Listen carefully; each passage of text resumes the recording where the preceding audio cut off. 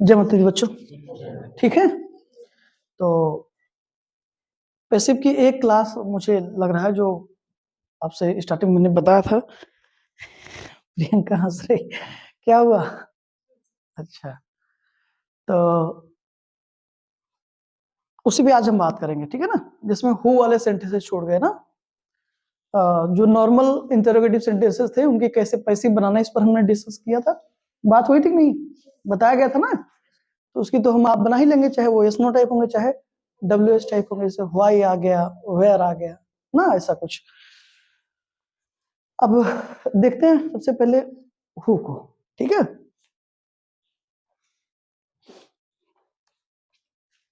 अगर हु आएगा तो क्या करेंगे आप?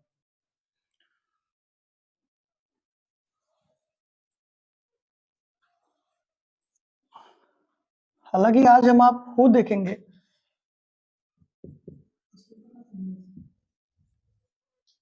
यहां तक दिख रहा है? अच्छा, पूरा नीचे कर देते हैं, डोंट वरी। यहां दिख रहा है भाई आप लोगों को? हु हो गया, और which, right, whose,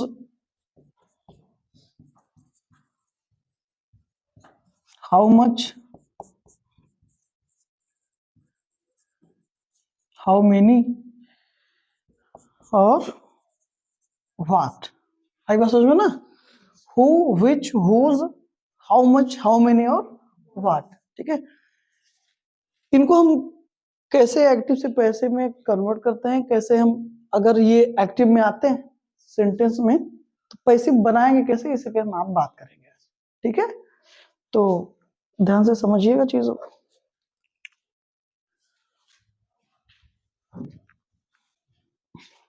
सबसे पहले हु को देखते हैं आप। जो सेंटेंस है हु टीचेस यू इंग्लिश, ठीक है ना। हु लग गया है। अब आप सोच रहे होंगे कि ऑक्सिलरी क्यों नहीं आई, कोई भी ऑक्सिलरी वर्ब क्यों नहीं है, हेल्पिंग वर्ब क्यों नहीं है, राइट। तो उसका एक सीधा सा फंडा है। जब आप प्रेजेंट इंडेफिनिट और किसी क्वेश्चन वर्ड के साथ लिखते हैं, जैसे वेयर डू यू लिव, तो यहाँ पर डू आ गई, हेल्पिंग वर्ब जिसको आप ऑक्सिलरी वर्ब कहते हैं। हु के साथ नहीं होता ऐसा ना। क्यों नहीं होता, थोड़ा सा ध्यान से आप समझे। हु एकमात्र ऐसा वर्ड है जिसके तीनों केस बनते हैं, ठीक है ना। हु, whom और whose। आई बात समझ में? whose सब्जेक्टिव केस हो गया, whose ऑब्जेक्टिव केस हो गया, और सॉरी whom ऑब्जेक्टिव केस हो गया, और whose पोजेसिव केस, जो कि रिलेशन है पोजीशन बताएगा। आई बात समझ में? तो who हमेशा सेंटेंस में एज अ सब्जेक्ट ही यूज होता है। आई बात समझ में? who जहां भी आएगा सब्जेक्ट हमारा वही होगा। जैसे अगर मैंने आपसे अगर सवाल ये पूछा कि आपको अंग्रेजी कौन पढ़ाता है, तो आप कोई नाम बताएंगे ना। तो जो आप नाम बताएंगे तो वही तो उसका आंसर है हु का, और उसी की जगह हु आया हुआ है। तो जो काम कर रहा है यहाँ पे आप यू काम नहीं कर रहा है, ये तो रिसीवर ऑफ द एक्शन है। डूअर ऑफ द एक्शन कौन है? यहाँ जो व्यक्ति होगा ना। अभी अननोन फॉर्म में लिखा गया तो हु लिखा गया। जब हम नाम बता देंगे कि आर के सर हमको अंग्रेजी पढ़ाते हैं, राइट, तो क्या हो जाएगा? आर के सर टीचेस यू इंग्लिश, यानी कि आर के सर आपको अंग्रेजी पढ़ाते हैं। समझ में आ रही बात? तो हु की जगह हमने क्या लिख दिया? आर के सर लिख दिया। तो आर के सर डूअर है ना, तो इसका मतलब हु भी क्या है? डूअर है। तो हु हमेशा सब्जेक्ट की तरह आता है सेंटेंस में, ठीक है। अब आप अच्छे से जानते हैं कि जब हम आप सेंटेंस को इंटेरोगेटिव बनाते हैं तो जो ऑक्सिलरी होती है, जिसे हम आप हेल्पिंग वर्ब कहते हैं, वो हमेशा सब्जेक्ट से पहले आ जाती है। सही है? अब इस सेंटेंस का सब्जेक्ट कौन है? हु है, ठीक है ना। ये सब्जेक्ट भी है और ये क्वेश्चन वर्ड भी है। समझना मेरी बात को ध्यान से। और अगर आप बात करेंगे कि सेंटेंस किस प्रकार का है, तो इंटेरोगेटिव का WH टाइप है, ठीक है ना। अब आप ये बताइए कि WH टाइप में क्वेश्चन वर्ड के पहले ऑक्सिलरी आती है या उसके बाद? क्वेश्चन वर्ड के बाद आती है। Where do you live, where के बाद आई ना ऑक्सिलरी। समझ में आ रहा है बात? तो ऑक्सिलरी इसके बाद आनी चाहिए, जो कि आ नहीं सकती। पूछिए क्यों? रीजन ये है कि यही तो सब्जेक्ट है, यही तो सब्जेक्ट है ना यहाँ पर। अगर ये सब्जेक्ट नहीं होता, जैसे वेयर डू यू लिव लिखते हैं आप, तो यू हो गया सब्जेक्ट, उसके पहले ऑक्सिलरी आ गई। इंटरोगेटिव की अगर आप फॉर्मेशन से चलोगे, जो WH टाइप का रूल हमें बताता है, तो ऑक्सिलरी कहाँ होनी चाहिए? सब्जेक्ट से पहले होनी चाहिए। इसका मतलब ऑक्सिलरी इसके पहले आनी चाहिए। तो अगर ये आप इसके पहले कर देंगे तो आपके हाँ सर सब्जेक्ट के हिसाब से सही हो गया, बहुत बढ़िया लग रहा है, क्या बात है क्या बात है। हाँ, लेकिन ये WH वर्ड भी तो है, क्वेश्चन वर्ड भी तो है, उसके अकॉर्डिंग जरा देखिए तो किस WH वर्ड के पहले जब भी डबल इंटरोगेटिव सेंटेंस आया, WH सेंटेंस आया, तो किस सेंटेंस में आपने उसके पहले लगाया है ऑक्सिलरी? किसी में लगाया है? नहीं। इसका मतलब सेंटेंस क्या हो जाएगा हमारा? गलत हो जाएगा। इसीलिए हु के पहले, समझ में आ रहा है कि नहीं? हु के पहले या हु के बाद ऑक्सिलरी नहीं आती है, कोई भी ऑक्सिलरी, कोई भी हेल्पिंग वर्ब नहीं आती, क्योंकि यही हमारा सब्जेक्ट होता है, ठीक है। और ये कंडीशन सिर्फ हु के साथ अप्लाई है, और अप्लाई इंप्लीमेंट होगी, और किसी के साथ नहीं, ठीक है। क्लियर है ना?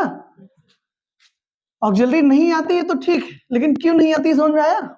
हाँ, तो अब ऐसे जब ये सब्जेक्ट है ना, तो इसको हम जब ऑब्जेक्ट बनाते, जब आप जानते हो एक्टिव से पैसिव बनाते समय जब सब्जेक्ट को ऑब्जेक्ट जगह रिप्लेस करते थे तो क्या करते थे? उसके पहले एक प्रीपोजिशन लगा देते बाई। हु वाले सेंटेंसेस में हम इसको यही रहने देंगे, इसका ऑब्जेक्टिव केस लगाएंगे और उसके पहले क्या लगा देंगे? बाई। आई बात समझ में? चीजें वही हो रही हैं, बस इसे हम वहां न ले जाकर के यही कर देंगे। अब ये रटना कि हु का बाई होम कर देंगे, थोड़ा सा मतलब इस तरीके से मत चीजों को ना मगप मत करो। हु का ऑब्जेक्टिव केस क्या होता है? हुम होता है। तो हमने सब्जेक्ट को ऑब्जेक्ट की जगह रिप्लेस करते थे, यहाँ पे उस प्लेस पे नहीं ले गए, इसको यहीं पे हम इसको इंटरचेंज कर देंगे, बदल देंगे ना।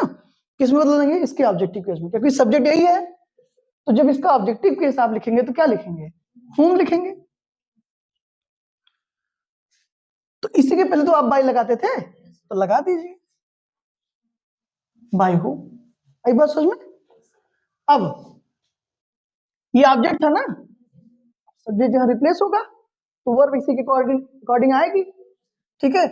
B5 लगा है भैया, क्योंकि सिंगुलर होता है ना, B5 लगा है, सिंगुलर कंसीडर किया गया है यहाँ पर। तो इसका मतलब प्रेजेंट इंडेफिनिट टेंस है। वन टेंस फॉरवर्ड गए तो हमको एक ऑप्शन मिला, help. We have 3 options, is am are. तो यू के अकॉर्डिंग क्या लग जाएगा? आर। तो by whom are you. Teach का थर्ड फॉर्म टॉट, क्या? English.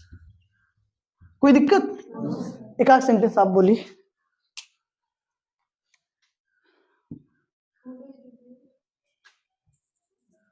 Who will give you this book? ठीक, सॉरी, क्लियर ना? आइए, विल लगा है और मेन की फर्स्ट फॉर्म आई है, फ्यूचर इंडेफिनिट है, ठीक है। तो फ्यूचर कॉन्टिन्यूअस की हम क्या लेंगे? हेल्पिंग वर्ब कैरी करेंगे। तो हु का यहीं पर ऑब्जेक्टिव बेस क्या होता है? हुम होता है, बाय हुम नहीं होता है। हु का ऑब्जेक्टिव बेस हुम होता है। उसके पहले क्या लगा देंगे हम? Preposition by. लग गया। अब ऑक्सिलरी आएगी ना, किसके अकॉर्डिंग आएगी? ये, क्योंकि अब ऑब्जेक्ट ये था हमारा, सब्जेक्ट यहाँ रिप्लेस होगा। समझ में आई बात ना? तो ऑक्सिलरी इसके अकॉर्डिंग आएगी। तो सेकंड पर्सन है तो विल भी ही लगता है, आप जानते हैं, राइट। तो बाय हुम क्या हो जाएगा? विल। इंटरोगेटिव सेंटेंस है, फिर आप क्या लिखेंगे? यू लिख दिए। अब क्या लिखेंगे? बी। क्लियर है? वही जैसा आप ट्रांसलेशन में करते आए हो। जब आप फ्यूचर इंडेफिनिट का आप सोचो ना, फ्यूचर कंटिन्यूअस का सेंटेंस याद करो टेंस में, जब आप WH टाइप बनाते थे तो ऐसे ही तो करते थे, तो ठीक वही चीज हो रही है। तो by whom will you be क्या गिवन, मेन और की थर्ड फॉर्म क्या हो गई गिवन, क्या दिस बुक, ठीक है ना। अब यहाँ दो ऑब्जेक्ट था बेटा, एक इनडायरेक्ट था और एक डायरेक्ट था, ठीक है ना। लिविंग थिंग जो होगा वो हमारा इनडायरेक्ट ऑब्जेक्ट होता है, और जो नॉन लिविंग थिंग्स है वो हमारा क्या होगा डायरेक्ट ऑब्जेक्ट्स। कोई दिक्कत यहाँ तक, क्लियर ना? ओके।